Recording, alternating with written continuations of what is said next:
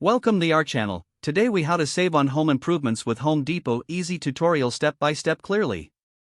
To save on home improvements at Home Depot, start by planning your project.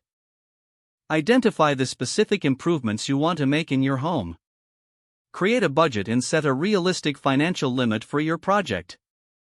Research the materials you need for your improvements. Visit the Home Depot website to check prices and availability. Utilize the store's online tools, like the project calculator, to estimate costs. Look for any current promotions or discounts available on the website. Sign up for Home Depot's email newsletter for exclusive offers and updates. Consider using the Home Depot credit card for additional savings and financing options. Visit the store to explore clearance sections for discounted items. Ask store associates about sales or special offers that may not be advertised online. Take advantage of the price match guarantee if you find a lower price elsewhere. Join the Home Depot loyalty program to earn rewards on your purchases. Plan your visit during the week to avoid crowds and have better service. Be open to alternative brands or products that offer similar quality at lower prices. Check for bulk purchase discounts if you need large quantities of materials.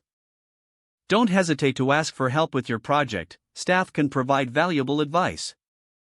Consider renting tools from Home Depot instead of buying them to save money. Organize your shopping list by aisle to make your trip more efficient. After your project is completed, keep receipts for warranty and future reference. Finalize your budget to track overall spending and savings achieved. If the page does not load, refresh the browser or try again in a private or incognito window. Make sure you are using the correct email address, then retype it carefully to avoid small typos. If your password is not accepted, use the reset option and create a new strong password you can remember. Check your spam folder for verification or security emails, then complete any requested confirmation steps.